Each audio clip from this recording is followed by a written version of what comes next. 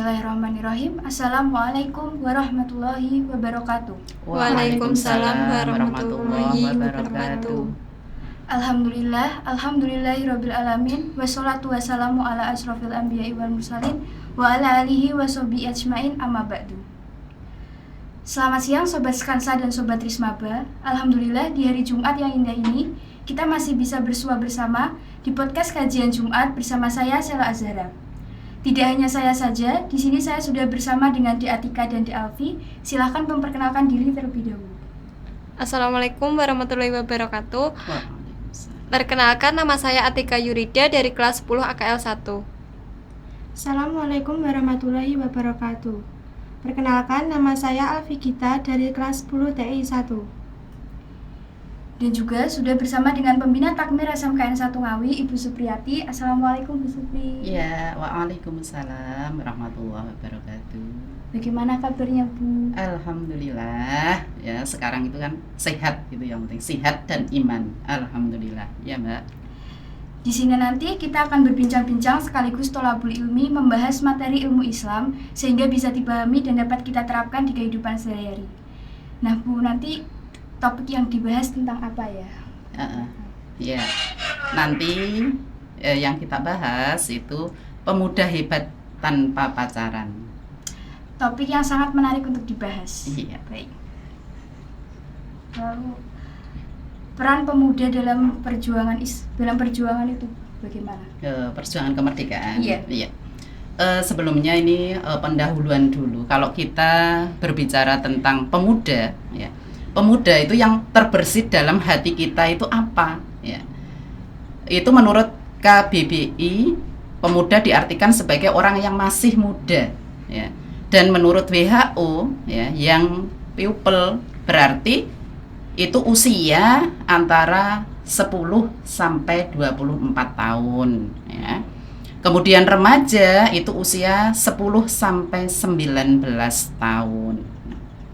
Arti sebenarnya yang cukup singkat, ya, pemuda itu seperti itu, ya, tapi sebenarnya mempunyai makna yang sangat dalam, karena mengingat betapa besarnya peran pemuda dalam kehidupan sebuah bangsa, ya. Dalam sebuah bangsa, pemuda merupakan generasi penerus bangsa. Dikatakan sebagai generasi penerus bangsa itu karena cita-cita suatu bangsa itu diwujudkan oleh para pemudanya. Kita bisa mengingat kembali, kalau tadi ditanyakan tentang peranan pemuda dalam perjuangan mencapai kemerdekaan Indonesia, ya. Kita kembali mengingat perjalanan sejarah bangsa Indonesia. Sumpah Pemuda, ya kan? Ya. Sumpah Pemuda itu pemuda bisa menyatukan elemen bangsa dalam satu kesatuan. Satu kesatuan apa? Kalau Sumpah Pemuda, Bangsa Indonesia. ya, satu kesatuan bahasa, Bangsa tanah air. dan tanah air, ya. Itu Sumpah Pemuda. Kemudian pemuda itu bisa menggalang kekuatan untuk melawan penjajah. Dalam lahirnya proklamasi, peranan pemuda tidak bisa dikesampingkan. Hingga kemerdekaan Indonesia itu bisa diproklamirkan. Bagaimana seorang pemuda, hanya seorang pemuda yang dipanggil dengan Bung Tomo, ya kan? Ya. Itu di Surabaya, ya. Pemuda yang dipanggil dengan Bung Tomo mampu menggerakkan semangat arek-arek Surabaya, ya. Lah, semangat arek-arek Surabaya itu tadi melawan agresi Belanda. Jadi dapat disimpulkan bahwa peran pemuda itu yang pertama sebagai agent of change, agen perubahan. Kemudian yang kedua agen of development. Ya, itu agen pembangunan. Yang ketiga, agent of modernization. Yang keempat, membangun pendidikan. Dan yang kelima, memiliki sikap juang yang tinggi. Jadi pemuda peranannya sangat penting pada saat perjuangan kemerdekaan Indonesia. Ya, seperti itu. Mungkin ada lagi, Mbak? Nah, kalau tadi kan peran pemuda dalam perjuangan kemerdekaan. Lalu bagaimana peran pemuda dalam Islam sendiri? Iya. Kita ini kan dalam rangka tolabul ilmi. Tolabul ilmi dikatakan ini mencari ilmu yang insya Allah ini antara langit dan bumi itu akan dinaungi oleh malaikat yang mengepakkan sayapnya. Dan juga tolabul ilmi ini menanam taman surga. Ya, kalau kita menanam taman surga berarti kan nanti ya kita itu akan memetik hasilnya, akan melihat taman-taman yang kita tanam di dunia ini, di surga nanti. Amin. Ya. Peran pemuda Islam, lah itu kalau tadi peran pemuda dalam mewujudkan kemerdekaan Indonesia. Nah, sekarang peran pemuda dalam Islam itu sejarah Islam telah menorehkan tinta emasnya atas prestasi para pemuda Islam. Sebagai contoh, ya, Sultan Muhammad Al-Fatih dalam usia muda beliau sudah menaklukkan Konstantinopel dan menjadi sultan. Ada lagi Usamah bin Zaid diangkat menjadi panglima yang memimpin pasukan menaklukkan Syam dalam usia 18 tahun. Umurmu berapa sekarang? 16. Ya. Kakakmu 18 tahun itu sudah menjadi pemimpin yang menaklukkan Syam. Kemudian ada lagi contoh yang lain, Zaid bin Sabit yang dengan gagah beraninya berjihad pada usia 13 tahun. 13 tahun. Ya, adik kalian, ya. 13 tahun itu usia SMP ya? SMP. Iya. 13 tahun, kemudian diperintahkan mengumpulkan dan menuliskan wahyu pada usia 21 tahun. Jadi yang menulis wahyu, mengumpulkan wahyu itu Zaid bin Thabit. Kemudian yang kisahnya Imam Syafi'i, ya. Imam Syafi'i salah satu imam kan dari 4 imam besar. Iya. Kisah Imam Syafi'i yang telah hafal Al-Quran pada usia 9 tahun. Luar biasa ya, 9 tahun. 9 tahun itu sudah hafal Al-Quran, ya. Kemudian Ibnu Sina itu hafal Al-Quran usia 5 tahun. Subhanallah, ya. 5 tahun itu sudah hafal Al-Quran. Dan bahkan kemudian akhirnya beliau menjadi bapak kedokteran. Jadi bapak kedokteran itu dari pemuda Islam. Ya, dari pemuda Islam. Nih. Kemudian ini tadi contoh-contoh ya, contoh sebagian kecil dari prestasi dari para pemuda Islam yang menunjukkan betapa sejarah telah mengabadikan betapa luar biasanya pemuda Islam. Ya. Mereka tampil menjadi generasi dambaan umat yang mampu mengharumkan nama Islam dan mampu membuat Islam memenangkan peradaban. Mereka dengan ribuan pemuda Islam menghabiskan waktunya untuk belajar kemudian mendakwahkan Islam sehingga kita yang sekarang bisa merasakan manisnya iman, ya, manisnya iman, nikmatnya Islam, ya, sampai sekarang. Ya, itu peran pemuda Islam dalam membentuk peradaban manusia. Itu, Mbak. Terus keadaan pemuda saat ini itu sendiri bagaimana? Ya. Kalau ya, peranan pemuda saat kemerdekaan, peranan pemuda Islam pada saat perjuangan Islam pada saat itu, ya. Kalau sekarang kita lihat kondisi pemuda kita pada saat ini, kadang itu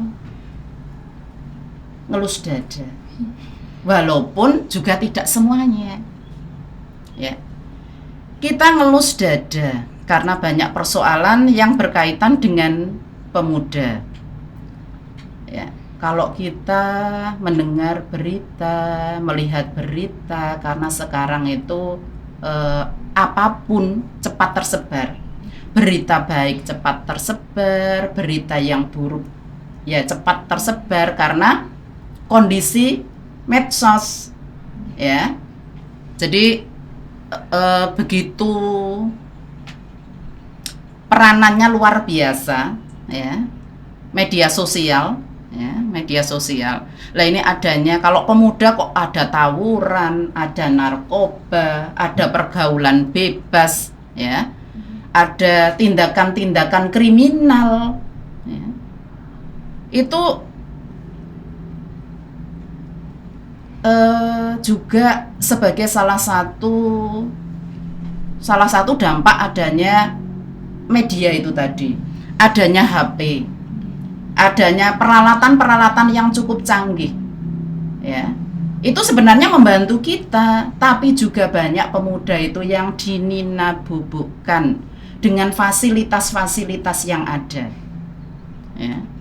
Sudah dininabubukkan, merasa aman, merasa nyaman, ya.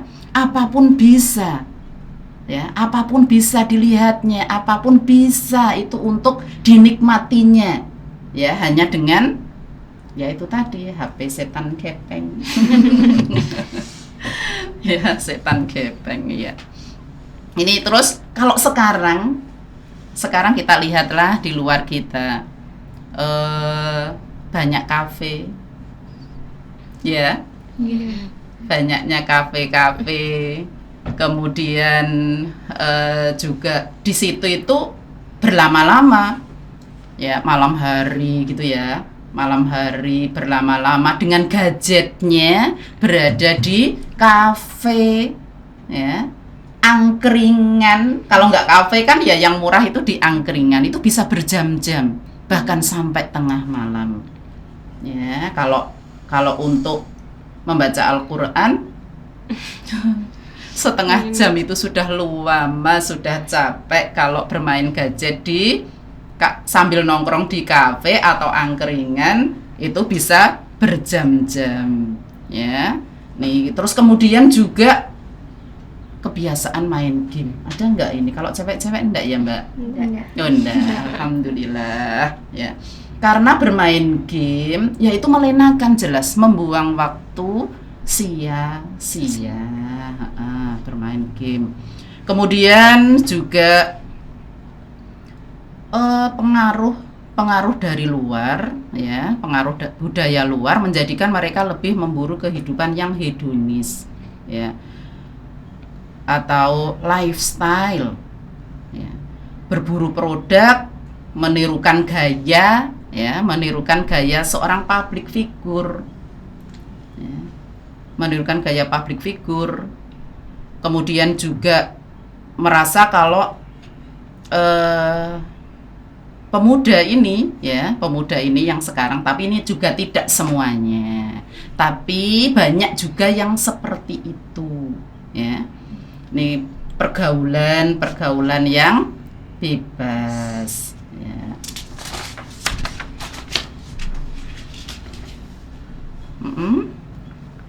Ini tidak hanya di kota loh, ya, di desa pun juga, ya. Kalau kita kan Kota Ngawi ini juga bukan kota yang besar, Terus sebenarnya dalam Islam sendiri tuh boleh atau enggak sih Bu buat pacaran? Ya, masalah pacaran ya Bu Pri pun juga mengalami muda. Pacaran kan identik dengan muda, ya. Pacaran identik dengan muda. Ya, ini sebenarnya merupakan salah satu persoalan yang cukup serius di kalangan pemuda, itu karena merebaknya budaya pacaran, ya. Merebak budaya pacaran, ya. Dianggap kalau pacaran itu sesuatu hal yang lumrah, ya. Dianggap sesuatu hal yang lumrah. Jadi lumrah itu berarti kan biasa, ya. Hal yang biasa. Sebenarnya itu merupakan hal yang cukup serius. Bagaimana Islam memandang pacaran?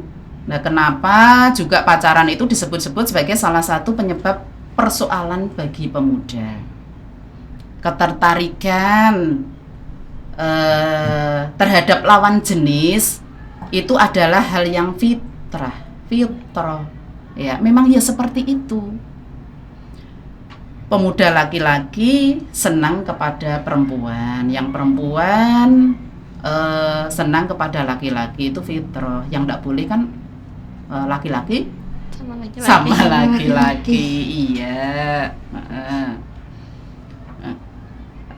Jadi kenapa seperti itu? Ada rasa ingin diperhatikan, ya, ingin diperhatikan, menjadi orang yang dianggap spesial, kemudian mendapatkan tempat untuk curhat, ya.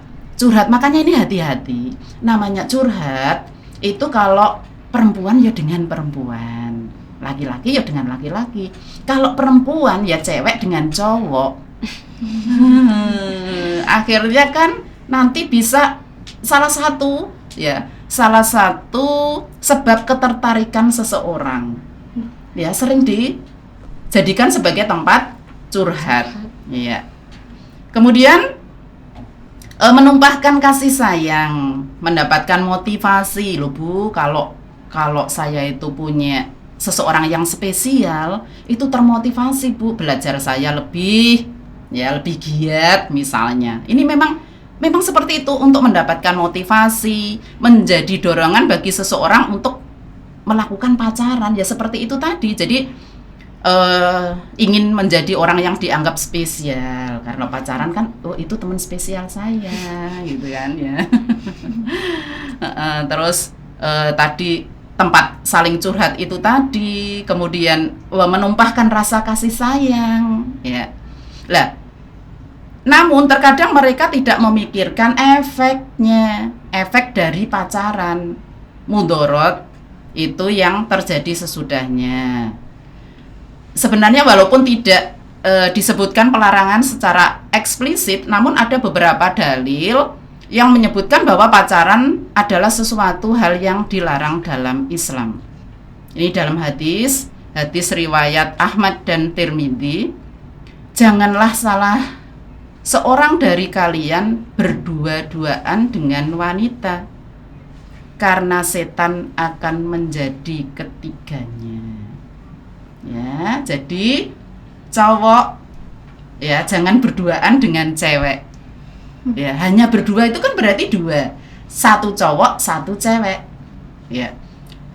Nanti itu ada yang ketiganya, itu setan. Masya Allah. Ya, na'udzubillahi min dzalik. Jangan sampai terjadi. Ya. Kemudian apa yang bisa kita bayangkan ketika seorang laki-laki berduaan dengan seorang perempuan? Awalnya mungkin biasa-biasa saja, ya. Lalu tumbuh dorongan-dorongan nafsu, ya. Dan kemudian dengan bumbu-bumbu kenikmatan yang dibisikkan oleh setan, tak hayal bila menjerumuskan ke dalam perzinahan.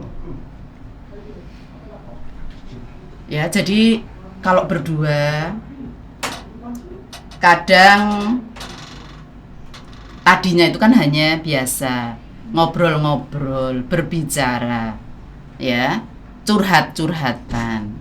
Tapi karena berdua, yang curhat, masalahku terlalu berat, nangis, akhirnya terus dipegang tangannya, ya. Biasa kalau pacaran itu cowoknya itu kan sebagai pelindung, ya, sebagai pelindung. Terus tidak hanya dipegang tangannya, kemudian ya dipeluknya, biar merasa nyaman, mengurangi bebannya.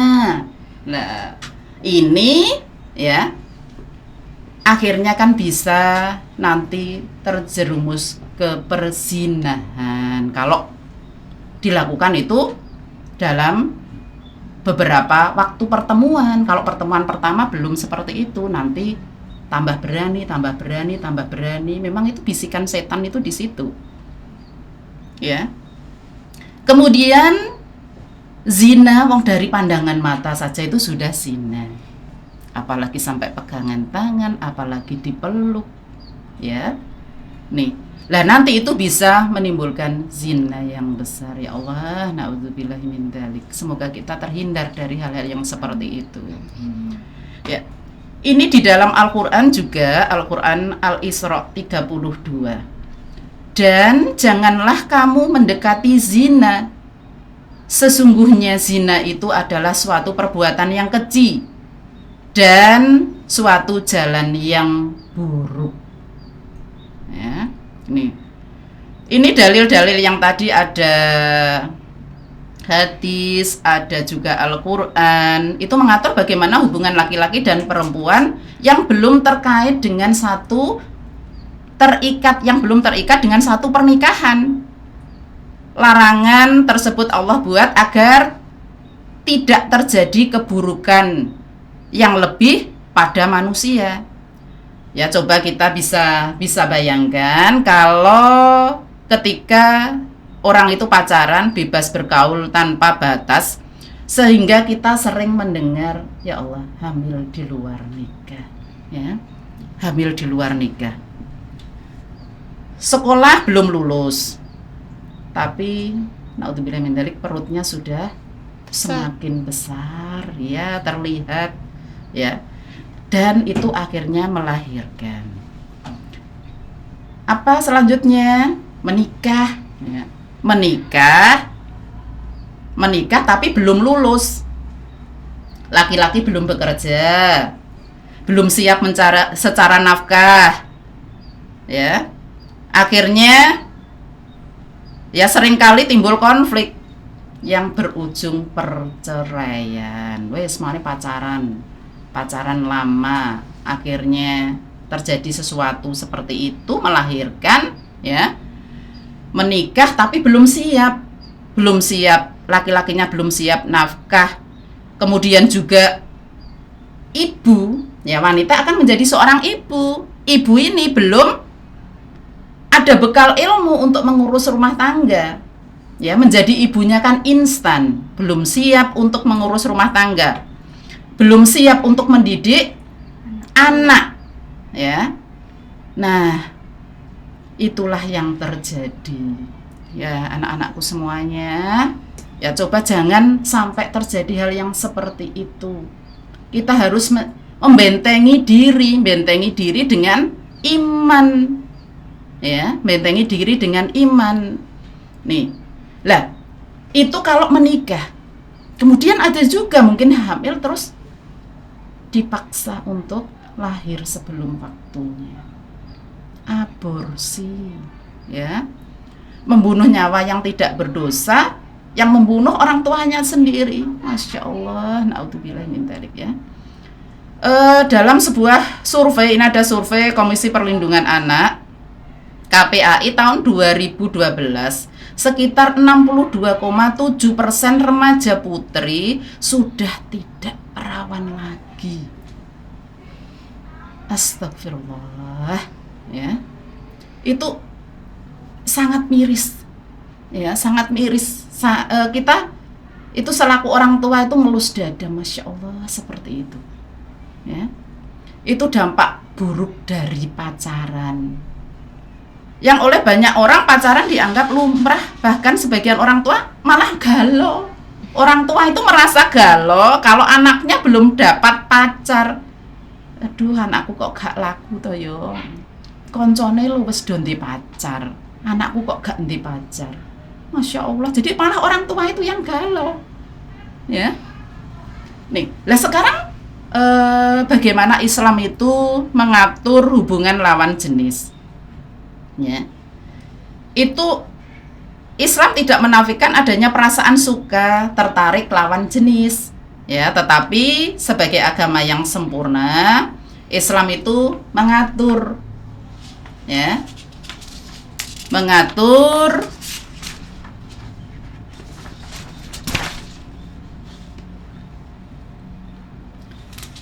supaya tidak terjadi kerusakan, ya. Rasulullah menganjurkan umat muslim untuk menikah apabila mampu, sebab pernikahan dapat memuliakan seseorang dan mencegah perbuatan zina.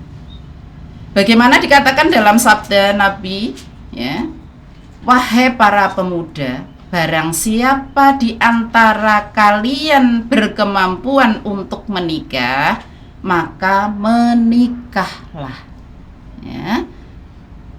Karena nikah lebih menundukkan pandangan dan lebih membentengi kemaluan.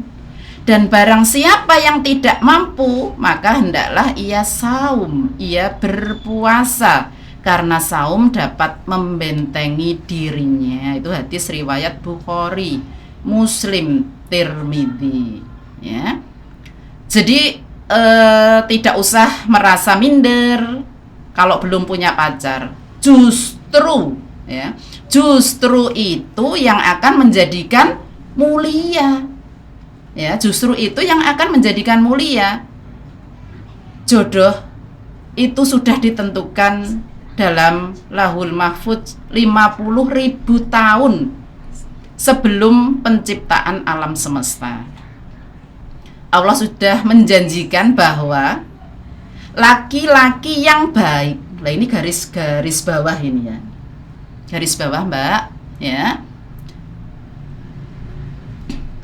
laki-laki yang baik itu untuk wanita yang baik, dan laki-laki yang buruk untuk wanita yang buruk. Perempuan-perempuan yang keji untuk laki-laki yang keji, dan laki-laki yang keji untuk perempuan yang keji pula. Sedangkan perempuan-perempuan yang baik untuk laki-laki yang baik, dan laki-laki yang baik untuk perempuan yang baik. Ini di dalam Al-Quran. Al-Quran surat An-Nur 26. Ya. Jadi kalau kita ingin laki-laki yang baik, jadilah wanita yang baik. Ya, karena sudah janji Allah kalau laki-laki yang baik itu untuk wanita yang baik. Wanita yang baik untuk laki-laki yang baik. Berusaha untuk menjadi baik. Ya, gitu Mbak. Terus bagaimana cara supaya menjadi pemuda yang hebat tanpa pacaran? Iya. Ya itu tadi harus terpatri, ya. Harus terpatri di dalam benak kita bahwa ya tidak boleh, ya, tidak boleh. Ini ada satu potongan hadis yang sudah sangat kita kenal. Gunakan masa mudamu sebelum datang masa tuamu, ya kan? Nah, ini kadang-kadang disalahartikan, loh, gunakan masa mudamu. Nah, mumpung masih muda lah, ya, kita bersenang-senang, mumpung masih muda lah, kita berfoya-foya, ya, sehingga banyak pemuda itu yang menghabiskan masa mudanya hanya untuk hal-hal yang menyenangkan nafsu, mumpung masih muda. Nah, mumpung masih muda, aku nek wis tuwa, aku ndang tundukkan pandangan, nek saiki gak apa-apa, ya. Itu kadang-kadang yang salah. Jadi mereka tenggelam dalam kesibukan-kesibukan yang tidak bermanfaat. Yang penting happy, ya. Itu. Dan inilah gambaran pemuda yang membuat masa depan suatu negara itu menjadi suram, ya, menjadi suram, ya. Lah, terus bagaimana seharusnya seorang pemuda, ya, seorang pemuda itu, ya, agar mampu kembali mengulang kejayaan sejarah sebagai pembentuk peradaban yang namanya harum dikenang sepanjang masa. Ada beberapa hal, ya, yang bisa dilakukan. Nih, yang pertama memperkuat keimanan. Ya. Kenapa ada kenakalan remaja? Kenapa ada penyimpangan-penyimpangan yang dilakukan oleh remaja? Lah, itu karena lemahnya iman. Karena lemahnya iman, mereka tidak mempunyai rasa takut kepada Allah. Ya, jadilah pemuda seperti pemuda Ashabul Kahfi, pemuda yang berjuang untuk mempertahankan keimanan sehingga rela mengasingkan diri dan meninggalkan kenikmatan dunia untuk mempertahankan keimanan. Ya, dengan iman yang kuat akan membentengi diri kepada para pemuda itu dari tindakan-tindakan yang menyimpang. Itu memperkuat keimanan yang pertama. Kemudian yang kedua itu rajin menuntut ilmu agama. Ya. Lah, kenapa ilmunya ilmu agama? Kalau ilmu duniawi ini kita sudah semuanya kan sebagai siswa sekolah, ya, sudah sekolah menuntut ilmu untuk masa depan kita, ya harus sungguh-sungguh. Kemudian menuntut ilmu agama, ya, menuntut ilmu agama itu supaya kita mengetahui dalil-dalil yang ada. Nah, kalau mengetahui dalil yang ada, maka itu bisa menjadi petunjuk, ya, petunjuk bagi dirinya. Bagaimana seharusnya dia bertindak, bisa mengetahui konsekuensi apa yang dilakukan dan menjadi motivasi tersendiri ketika melakukan suatu perbuatan yang baik. Ya, tuh. Yang ketiga, rajin beribadah. Ya. Rajin beribadah. Nih, kalau pemuda masih ingat toh, itu ada 7 golongan. Ya. Ada 7 golongan nanti orang yang akan mendapat naungan dari Allah, di mana di situ sudah tidak ada naungan lagi. Ingat, 7 golongan itu salah satunya adalah Rajin beribadah. Rajin beribadah. Pemuda yang hatinya terikat dengan masjid. Nah, pemuda hatinya terikat dengan masjid berarti kan pemuda ini rajin beribadah. Pemuda ini, ya, sholatnya tepat waktu. Ya, sholatnya tepat waktu. Kalau pemuda sholatnya di masjid. Ya, pemuda yang rajin beribadah. Rajin beribadah itu membuat hubungan dengan Allah itu menjadi dekat. Ya, hubungannya menjadi dekat. Orang yang dekat dengan Allah, maka ia akan selalu diberikan petunjuk. Ya, diberikan petunjuk bagaimana seharusnya berbuat yang benar. Ya. Tuh. Kemudian berakhlak yang baik. Yang keempat, berakhlak yang baik. Ya. Seorang pemuda yang mempunyai akhlak yang baik, ia bisa menempatkan diri dan bisa memilah dan memilih, ya, bergaul itu dengan siapa. Ya, dikatakan kalau kita bergaul dengan penjual minyak wangi, maka kita akan berbau wangi. Ya, kalau kita bergaul dengan penjual minyak tanah, penjual bensin, ya baunya ya bensin, ya minyak tanah itu. Maksudnya bukan berarti kita milih-milih, berarti tidak bisa bergaul dengan semua orang, berarti milih-milih. Maksudnya kita memilih teman itu teman yang baik, teman yang membuat iman kita itu bertambah, teman yang bisa diajak diskusi, diajak konsultasi, bisa diajak curhat, ya.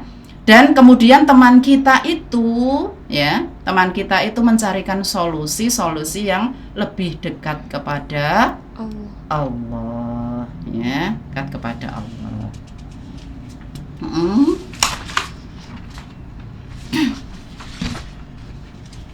Mbak, ya itu jadi bagaimana harusnya seorang pemuda itu mumpung masih muda ya harus mencari ilmu sebanyak mungkin, ya. Nih seharusnya menjadi seorang pemuda itu seperti itu. Dan ketika seorang pemuda menyadari bahwa sebenarnya di pundak pemuda itu terpikul beban yang sangat berat, ya, sangat berat, karena tadi cita-cita suatu bangsa, harapan suatu bangsa seperti di depan tadi itu akan diwujudkan oleh pemuda saat ini, ya, oleh pemuda saat ini, ya. Ini jadi pemuda tadi karena merasa ini di pundaknya itu ada beban yang sangat berat, maka ia akan tidak dengan mudahnya berbuat yang menyimpang, ya. Segala resiko itu akan dipikirkan. Jadi kalau saya bertindak nanti resikonya ini, saya berbuat ini resikonya ini, akan dipikirkan dengan baik, dengan matang, ya. Jadi tidak perlu pacaran untuk menjadi hebat. Bahkan tanpa pacaran seorang akan menjadi hebat, ya, bermanfaat dan bermartabat, ya. Itu. Nah, itu tadi beberapa materi yang telah disampaikan oleh Bu Supri. Mungkin dari adik-adik ada yang mau ditanyakan.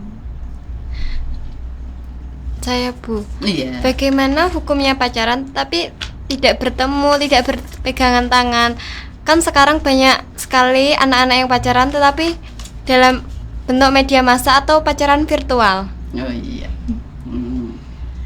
Ya, sebenarnya pada saat kalian kan pemuda, ya, pemudi, remaja, itu kalau melihat HP ada fotonya seseorang, ya, ada fotonya seseorang di situ, dan seseorang itu seseorang yang kita kagumi, ya, seseorang yang kita kagumi.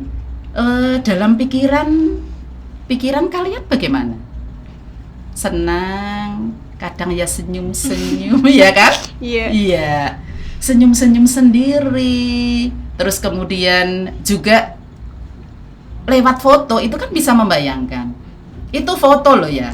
Iya. Belum lagi kalau secara virtual, berarti kan kita bisa berbicara berhadap-hadapan, iya kan? Iya. Berbicara berhadap-hadapan itu juga nanti bisa menimbulkan hal-hal yang tidak kita inginkan. Tadinya virtual, tadinya lewat HP, ya. Kan nanti akhirnya akan jumpa darat, ya. Yakin saja. Itu tadi loh, ya. Kita kalau kita baik, dapatnya baik, harus ditancapkan di hati. Ya, harus ditancapkan di hati. Yang baik itu untuk yang baik. Yang buruk untuk yang buruk. Ya, kita berusaha untuk baik. Ya, berusaha untuk baik dan menghindari. Ya, jangan pacaran walaupun itu lewat virtual, ya, lewat virtual. Minta kepada Allah, ya Allah, nanti berikan suami yang soleh, yang bisa menjadi imamku, yang bisa memberi nafkahku lahir dan batin. Gitu ya, amin. Ada lagi mungkin? Terus boleh nggak sih kita mendoakan seseorang di sepertiga malam? Oh iya. sepertiga malam terakhir, ya sepertiga malam terakhir itulah saatnya, ya saatnya dikatakan Allah turun di langit bumi, ya akan mengabulkan doa, akan memberi hamba yang meminta, ya gitu. Berdoa, ya coba berdoa. Doa itu sebenarnya kita mendoakan seseorang kepada Allah, tapi sebenarnya doa itu akan kembali ke Diri kita, ke diri sendiri. Mendoakan silahkan, ya kita juga misalnya kita itu suka kepada seseorang, ya suka kepada seseorang itu tadi kan wajar toh, wajar, itu hal yang wajar. Yang tidak boleh itu kalau kita pacaran, tidak boleh kita berdua-duaan, tidak boleh itu kita mengungkapkan kepada orang lain. Biarkan itu ya dalam hati kita ungkapkan kepada Allah. Ya Allah, saya tuh kok kalau melihat ya, melihat Doni ya. Melihat Raffi ya, itu misalnya kok hati saya kok berbeda, rasa saya kok berbeda, perasaan saya kok berbeda. Ya Allah, jagalah hatiku ya Allah, jagalah hatiku ya. Jadi minta perlindungan kepada Allah. Jadi kalau mendoakan boleh, mendoakan itu boleh, dan apa yang kita rasakan itu memang curhat kita yang paling baik itu adalah curhat kepada Allah, curhat kepada Allah. Jadi semuanya ya, semuanya apa yang kita rasakan, apa yang kita pikirkan, apa yang kita kehendaki itu ya semuanya diungkapkan kepada Allah. Kepada Allah. Iya, boleh. Boleh suka kepada seseorang juga boleh, tapi kepada Allah ya ungkapkannya. Ya itu yang ada lagi? Tidak. Itu yang bisa Bu Pri sampaikan. Kebenaran datangnya dari Allah, ada salahnya dari Bu Pri pribadi. Wallahu alam bishawab. Alhamdulillah, syukran jazakillahu khair Bu Supri atas materi-materi yang disampaikan. Insya Allah bisa menambah wawasan kita. Terima kasih juga kepada Dek Atika dan Dek Alfi yang sudah menemani kita di sini berdiskusi dan bertolabul ilmi. Terima kasih juga kepada sobat-sobat Skansa dan Rismaba yang telah bersama kami membahas topik pemuda hebat tanpa pacaran. Semoga dari materi-materi yang telah disampaikan bisa kita ambil hikmahnya dan bisa kita terapkan di kehidupan sehari-hari. Amin. Dan nantikan kita lagi di podcast kajian Jumat selanjutnya. Akhirul kalam, billahi taufik wal hidayah wa ridho wal inayah. Jazakumullahu khairan. Wassalamualaikum warahmatullahi wabarakatuh. Waalaikumsalam warahmatullahi wabarakatuh.